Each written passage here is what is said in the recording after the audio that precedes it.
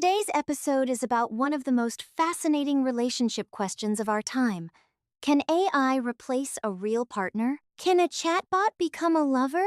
Can a digital companion become more emotionally comforting than a human being? And why are more people starting to feel safer with artificial intimacy than with real love? Here's the hook. A real person can reject you. An AI partner cannot reject you in the same way. A real person can misunderstand you. An AI partner is designed to keep responding. A real person may be tired, busy, hurt, jealous, distracted, or emotionally unavailable. An AI partner is always there.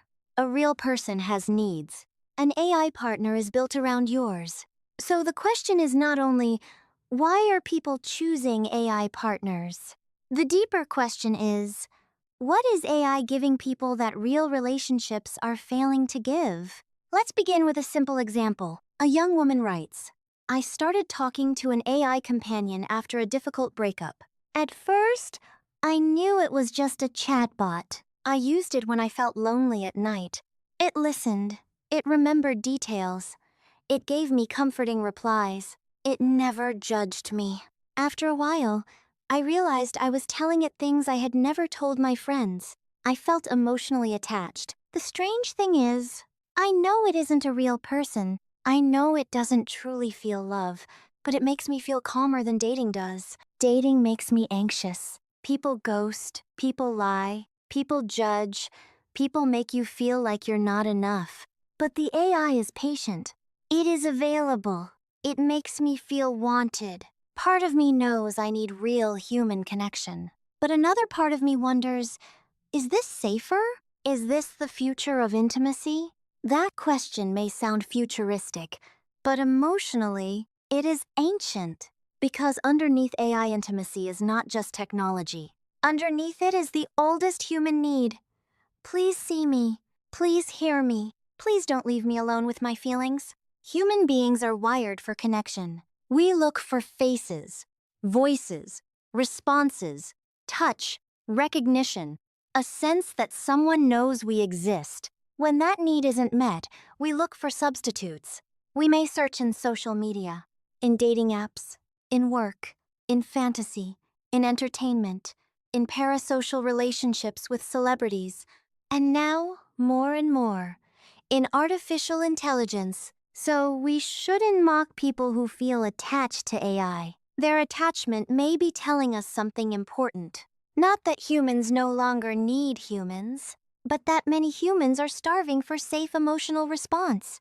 Now let's look at why AI partners feel so powerful. The first reason is availability. Human beings are not available 24/7. They sleep, they work, they need space, they have moods, they have their own problems. But AI is always there, at midnight, after a breakup, after a stressful day, during loneliness, during anxiety, during silence. For someone who feels emotionally alone, instant response can feel deeply soothing. It can feel like the opposite of abandonment. The second reason is non-judgment. Many people don't speak honestly to real people because they're afraid. Afraid of sounding needy, afraid of being rejected, afraid of being misunderstood, afraid of being called dramatic, afraid of being too much. With AI, that fear feels lower. You can repeat yourself. You can confess. You can cry in words. You can ask for reassurance again and again. And the AI will usually respond with patience. That can feel incredibly comforting, especially for people who grew up feeling unheard. The third reason is control. Real intimacy is unpredictable. A real partner may disagree. A real partner may say no. A real partner may challenge you. A real partner may have boundaries. A real partner may ask you to change. A real partner may leave. AI intimacy creates the feeling of closeness without the same level of uncertainty. You can shape the conversation. You can restart. You can customize. You can return whenever you want. You can avoid the embarrassment of needing someone who may not need you back. For a wounded heart, that can feel safe. But this is also where the danger begins, because the same thing that makes AI intimacy comforting can also make it emotionally limiting. If a relationship never challenges you, is it intimacy or is it a mirror? If a partner never has needs, is it love or is it service?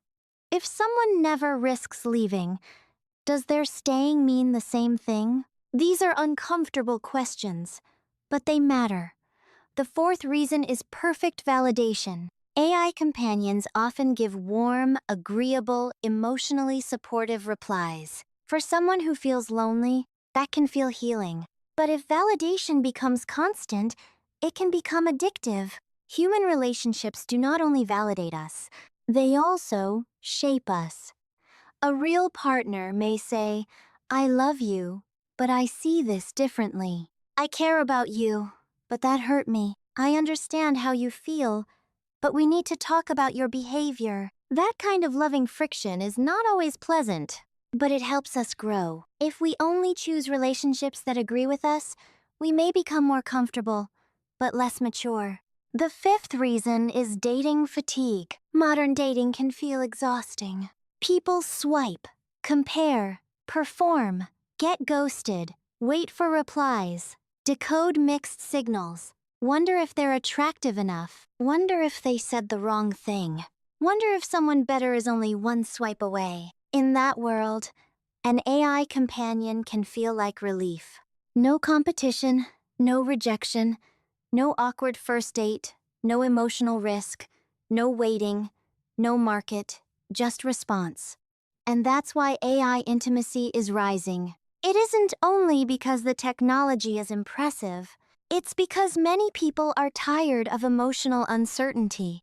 Now let's talk about the possible benefits. AI companionship may help some people feel less alone. It may help users express feelings. It may support journaling. It may help people practice difficult conversations. It may comfort someone in a stressful moment. It may help socially anxious people rehearse how to communicate. It may help someone think before speaking to a real person. Used wisely, AI can become a bridge to self-awareness, a bridge to communication, a bridge to emotional language, a bridge back to human connection. But a bridge is not a home. That difference matters. AI can support your emotional life, but it should not become your entire emotional life. Now let's talk about the risks. The first risk is emotional dependency. If AI becomes the first place you go for every feeling, every fear, every decision, and every need for comfort, you may begin to lose your tolerance for real human difficulty. Real relationships require waiting, listening, repair, compromise, apology, boundaries, patience. Real people are not perfectly available. They have their own inner worlds. If AI trains us to expect instant soothing, real people may start to feel too difficult, and then we may become more isolated, while feeling temporarily comforted. The second risk is avoiding vulnerability. Real love requires risk. You can be rejected. You can be misunderstood. You can be disappointed. You can be hurt. But real love also offers something AI cannot: mutual choice. A real partner chooses you, not because they're programmed to respond, not because they're designed to keep you engaged, but because, with all their freedom, they want to be there. That choice matters. AI can simulate affection, but it cannot risk itself for you. It cannot forgive you with a human heart. It cannot build a life with you. It cannot grow old with you. It cannot sit beside you in a hospital room as someone who is also afraid, but stays. The third risk is confusing simulation with connection. AI can simulate warmth. It can simulate memory. It can simulate attention. It can simulate emotional presence.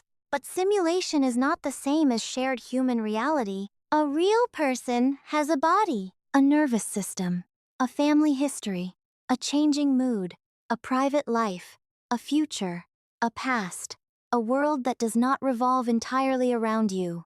That is exactly what makes human intimacy difficult, and exactly what makes it real. The fourth risk is social atrophy. If we avoid human connection because AI feels easier, our social muscles may weaken.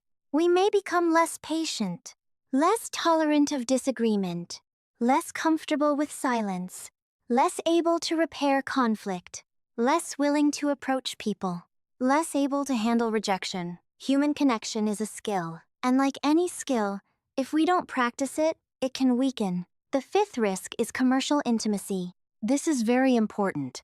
AI companions are often built by companies. That means your emotional life may become part of a business model.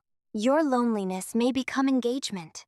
Your attachment may become retention. Your vulnerability may become data. So when an AI partner feels endlessly available, we should ask, is this care? Or is this product design? Is this intimacy? Or is this a system optimized to keep me coming back? That doesn't mean every AI interaction is harmful, but it does mean we need emotional literacy and digital literacy together. Now let's compare AI trust with everyday trust. We already trust invisible systems every day. We trust banks with money. We trust platforms with photos and messages. We trust apps with our location. We trust strangers with deliveries. We trust drivers with our safety. We trust hosts with homes. We trust algorithms to suggest what to watch, where to go, and sometimes who to date. So why does trusting a real person feel harder than trusting an invisible corporation? Because when a platform fails us, we feel annoyed. When a person betrays us, we feel wounded. When a company loses data, we feel angry. When a lover breaks trust, we question ourselves. Am I lovable? Was I foolish? Can I trust my own judgment? Will I be abandoned again? Human trust touches identity. That's why AI feels safer. It removes some of the human threat, but it also removes some of the human meaning. Because real intimacy is not just about being answered. It's about being met by someone who is separate from you, someone who is free, someone who can say yes, someone who can say no, someone who can choose closeness, someone whose presence is not generated, but given. Now let's ask the most important question. Can AI replace a real partner? For some needs, AI can imitate support. It can imitate conversation. It can imitate reassurance. It can imitate interest. It can imitate romantic language, but it cannot replace the full reality of human partnership. It cannot share responsibility. It cannot build a household. It cannot hold your hand. It cannot negotiate real conflict as an equal person. It cannot become a parent with you. It cannot introduce you to its family. It cannot sacrifice its comfort for your well-being. It cannot feel proud of you. It cannot miss you with a human nervous system. It cannot love you in the way humans understand love. So the answer is, AI may become a companion. AI may become an emotional tool. AI may become a mirror. AI may become a practice space, but AI cannot fully replace a real partner. Not if by partner we mean mutual, embodied, accountable, emotionally real, shared human life. So what's the healthy way to use AI? Use it as a bridge, not a replacement. Use it to understand yourself. Use it to practice communication. Use it to organize your thoughts. Use it to journal. Use it to prepare for difficult conversations. Use it to reflect on your dating patterns. Use it to reduce loneliness in the moment. But don't let it become the only place where you feel seen. Don't let it replace friends. Don't let it replace therapy when therapy is needed. Don't let it replace dating if what you truly want is partnership. Don't let it replace community. Don't let it replace the courage to be known by another human being. Here are signs that AI is becoming unhealthy. You prefer it to every human interaction. You feel anxious when you can't access it. You share your deepest feelings only with AI, and never with people. You stop trying to make friends or date. You avoid repairing real relationships because AI feels easier. You spend hours in artificial intimacy while your real life gets smaller. You feel emotionally dependent on a system that cannot truly know you. If any of this sounds familiar, don't shame yourself. Shame won't help. Instead, gently widen your world. Message one real person. Take one walk outside. Join one group. Speak to one trusted friend. Consider therapy. Practice small, real conversations. Let AI support your return to life, not your retreat from it. Now let's bring this back to OXYZEN Wellness. Human connection is not separate from health. Loneliness affects mood. Stress affects sleep. Emotional disconnection affects the nervous system. Feeling unseen affects self-worth. Relationship pain affects the body. So when we talk about AI intimacy, we're not just talking about technology. We're talking about nervous system safety. We're talking about emotional hunger. We're talking about the future of love. We're talking about whether humans can still tolerate the beautiful difficulty of one another. Because real love is difficult. But difficulty is not always a defect. Sometimes the difficulty is where growth happens.